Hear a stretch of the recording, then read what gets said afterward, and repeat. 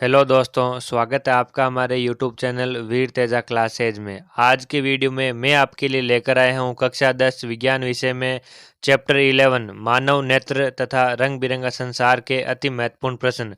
बस ये प्रश्न याद कर लेना, 100% एग्जाम में छपने वाले हैं। ये सारे प्रश्न अर्धवार्षिक परीक्षा जो कि दिसंबर में होने वाली है और वार्षिक परीक्षा मार्च 2024 में छपने वाले हैं और परीक्षा की दृष्टि से बहुत ही ज़्यादा महत्वपूर्ण साबित होने वाले हैं। वीडियो में लास्ट तक बने रहिए और आपसे एक रिक्वेस्ट है कि अगर आपने अभी तक हमारे चैनल को सब्सक्राइब नहीं किया है तो चैनल को सब्सक्राइब करके हमसे जुड़ जाइए और नोटिफिकेशन को ऑल पर सेट कर लीजिए, जिससे आने वाली प्रत्येक वीडियो की नोटिफिकेशन आपके पास में सबसे पहले पहुंचेगी। बिना टाइम वेस्ट किए आज का वीडियो स्टार्ट करते हैं। पहला प्रश्न है, प्रकाश एक पतली झिल्ली से होकर नेत्र में प्रवेश करता है, इसे क्या कहते हैं? तो इसका उत्तर होगा स्वच्छ मंडल या फिर इसका दूसरा नाम है कॉर्निया। जब प्रकाश एक पतली झिल्ली से होकर नेत्र में प्रवेश करता है तो इसे स्वच्छ मंडल या कॉर्निया कहा जाता है। दूसरा प्रश्न, नेत्र गोलक की आकृति कैसी होती है? तो इसका उत्तर होगा गोलाकार। जो नेत्र गोलक होता है उसकी आकृति गोलाकार होती है। तीसरा प्रश्न, नेत्र गोलक का व्यास कितना होता है? नेत्र गोलक का व्यास लगभग 2.3 सेंटीमीटर होता है। 3 प्रश्न पूरे हो चुके हैं। प्रश्न संख्या 4 है, मानव नेत्र में प्रवेश करने वाली प्रकाश किरणों का अधिकांश अपवर्तन कहाँ होता है? तो इसका उत्तर होगा कॉर्नियों के बाहरी पृष्ठ पर होता है। तो प्रश्न क्या था कि मानव नेत्र जो है उसमें प्रवेश करने वाली प्रकाश किरणों का अधिकांश अपवर्तन होता है, उस भाग का नाम बताइए। तो यह कॉर्नियों के बाहरी पृष्ठ पर होता है। प्रश्न संख्या 5, पुतली के साइज यानी कि आकार को नियंत्रित कौन करता है? तो इसका उत्तर होगा परितारिका। पुतली के साइज को नियंत्रित करने का कार्य कौन करता है? परितारिका करती है। अगला प्रश्न, मानव नेत्र के रेटिना पर किसी वस्तु का प्रतिबिंब कैसा बनता है? तो जो वस्तु का प्रतिबिंब बनता है वो वास्तविक प्रतिबिंब बनता है और साथ में वस्तु का उल्टा प्रतिबिंब बनता है।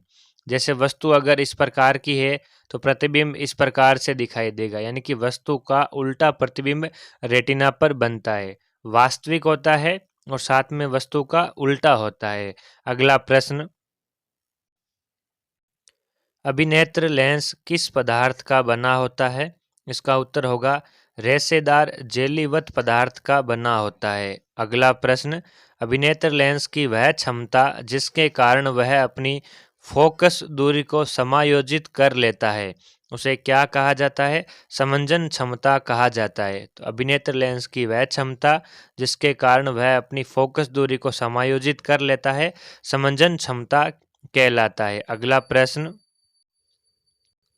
वह न्यूनतम दूरी जिस पर रखी कोई वस्तु बिना किसी तनाव के अत्यधिक स्पष्ट देखी जा सकती है क्या कहलाती है? तो इसका उत्तर होगा सुस्पष्ट दूरी कहलाती है, या फिर हम इसे कह सकते हैं अल्पतम दूरी।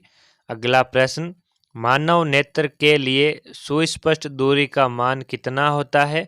तो इसका उत्तर होगा 25 सेंटीमीटर होता है। इसे हम निकट बिंदु भी कह सकते हैं। अगला प्रश्न, वह दूरतम बिंदु जिस तक कोई नेत्र वस्तुओं को सुस्पष्ट देख सकता है क्या कहलाता है? तो वह नेत्र का दूर बिंदु या फिर दूरतम बिंदु कहलाता है। अगला प्रश्न, सामान्य नेत्र के लिए दूर बिंदु कहाँ स्थित होता है? तो इसका उत्तर होगा अनंत दूरी पर स्थित होता है। जो सामान्य नेत्र होता है उसका दूर बिंदु अनंत पर होता है। अगला प्रश्न, कभी कभी अधिक आयु के कुछ व्यक्तियों के नेत्र का क्रिस्टलीय लेंस दूधिया या फिर कह सकते हैं धुंधला हो जाता है, इस स्थिति को क्या कहते हैं? तो इस स्थिति को मोतियाबिंद कहा जाता है। अगला प्रश्न, मानव के एक नेत्र का क्षैतिज दृष्टि क्षेत्र कितना होता है? लगभग 150 डिग्री होता है। मानव के एक नेत्र का क्षैतिज दृष्टि क्षेत्र लगभग कितना होता है? 150 डिग्री होता है। अगला प्रश्न, मानव के दोनों नेत्रों का क्षैतिज दृष्टि क्षेत्र कितना होता है? तो इसका उत्तर होगा लगभग 180 डिग्री होता है। अगला प्रश्न, मानव नेत्र में दृष्टि के कितने दोष है? यानी कि उन दोषों के बारे में बताना है। एक दोष होते हैं कि मानव नेत्र के 2 होते हैं या फिर 3 होते हैं, आपको नंबर बताना है। तो मानव नेत्र में दृष्टि के 3 दोष होते हैं। अगला प्रश्न है, मानव नेत्र के दोषों के नाम बताइए। तो पहला जो दोष होता है उसका नाम है निकट दृष्टि दोष, दूसरे दोष का नाम है दीर्घ दृष्टि दोष और तीसरे दोष का नाम है जरा दूर दृष्टिता।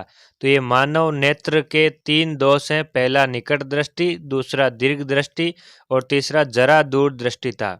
अगला प्रश्न है, निकट दृष्टि दोष युक्त नेत्र में किसी दूर रखी वस्तु का प्रतिबिंब कहाँ बनता है? तो यह रेटिना के सामने बनता है या फिर हम कह सकते हैं कि रेटिना के आगे बनता है। अगला प्रश्न,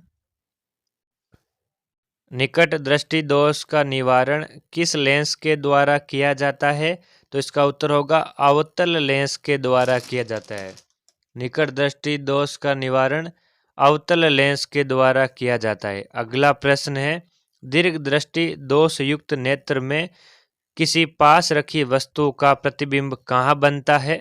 इसका उत्तर होगा रेटिना के पीछे बनता है। अगला प्रश्न है, दीर्घ दृष्टि दोष का निवारण किस लेंस के द्वारा किया जाता है? तो इसका उत्तर होगा उत्तल लेंस के द्वारा किया जाता है।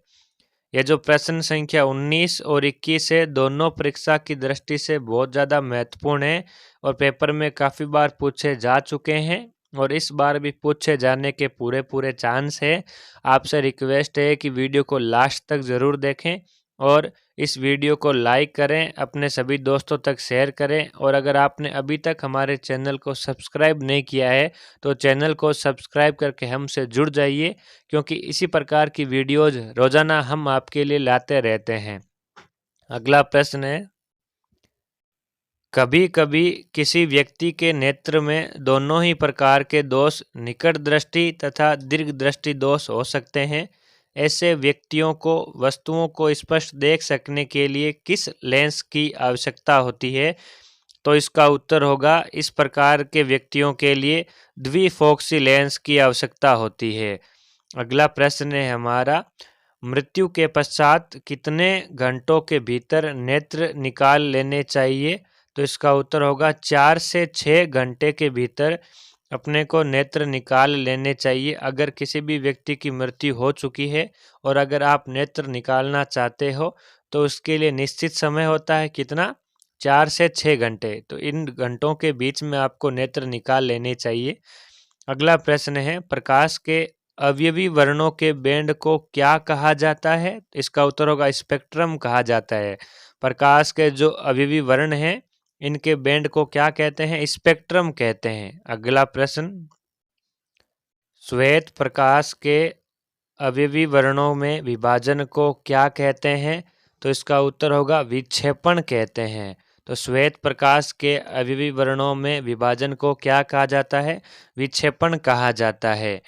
अगला प्रश्न है 26 नंबर प्रश्न, इंद्रधनुष के वर्णों का क्रम बताइए। तो ये होता है विब गयोर। इंद्रधनुष के वर्णों का क्रम होता है विब गयोर। वी का मतलब वॉयलेट होता है जिसे हम बैंगनी कहते हैं। आई का मतलब इंडिगो होता है जिसे हम जामुनी कहते हैं। बी मतलब ब्लू होता है जिसे हम नीला कहते हैं।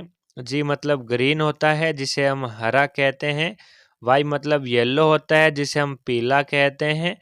ओ मतलब ऑरेंज होता है जिसे हम नारंगी कहते हैं और आर मतलब रेड होता है जिसे हम लाल कहते हैं। तो इंद्रधनुष के वर्णों का क्रम होता है VIBGYOR, violet, indigo, blue, green, yellow, orange और रेड।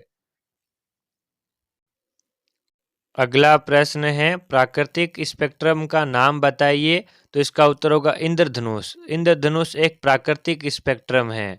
अगला प्रश्न है, वायुमंडलीय अपवर्तन का उदाहरण दीजिए। तो वायुमंडलीय अपवर्तन के वैसे काफ़ी उदाहरण हैं। मैंने आपके लिए 2 उदाहरण यहाँ पर लिखे हैं उत्तर में। एक तारों का टिमटिमाना और दूसरा अग्रिम सूर्योदय तथा विलंबित सूर्योदय। ये वायुमंडलीय अपवर्तन के उदाहरण हैं। और इनके अलावा काफ़ी उदाहरण हैं। एक दो उदाहरण आप कमेंट बॉक्स में कमेंट करके बता सकते हो। अगला प्रश्न है, वास्तविक सूर्यास्त तथा आभासी सूर्यास्त के बीच का जो समय का अंतर होता है, ये लगभग कितना अंतर होता है? तो ये लगभग 2 मिनट का अंतर होता है वास्तविक सूर्यास्त और आभासी सूर्यास्त के बीच में। अगला प्रश्न है, कोलाइडी कणों द्वारा प्रकाश के प्रकीर्णन की घटना क्या कहलाती है? तो इसका उत्तर होगा टिंडल प्रभाव कहलाती है। तो जो कोलाइडी कण होते हैं उनके द्वारा प्रकाश के प्रकीर्णन की घटना क्या कहलाती है? टिंडल प्रभाव कहलाती है। यदि पृथ्वी पर वायुमंडल नहीं होता तब आकाश का रंग कैसा प्रतीत होता? इसका उत्तर होगा काला प्रतीत होता, काले रंग का होता ये। अगला प्रश्न है, खतरे के संकेत या फिर सिग्नल कह सकते हैं हम। इसका जो प्रकाश होता है ये किस रंग का होता है? तो इसका उत्तर होगा लाल रंग का होता है। जो खतरे के संकेत होते हैं वो किस रंग के होते हैं? लाल रंग के होते हैं। अगला प्रश्न है, सूर्योदय तथा सूर्यास्त के समय सूर्य का रंग कैसा प्रतीत होता है? तो इसका उत्तर होता है रक्तताप जैसा प्रतीत होता है। जब सूर्योदय और सूर्यास्त होता है तो उस समय सूर्य का रंग कैसा प्रतीत होता है? रक्तताप जैसा प्रतीत होता है।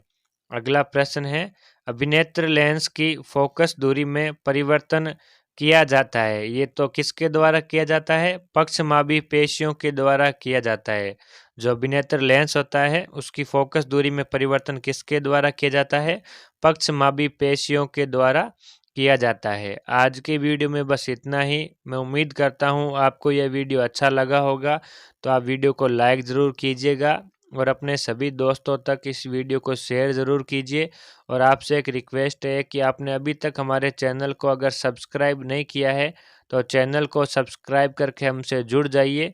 साथ ही नोटिफिकेशन को ऑल पर सेट कर लीजिए, जिससे आने वाले प्रत्येक वीडियो की नोटिफिकेशन आपके पास में सबसे पहले पहुंचेगी।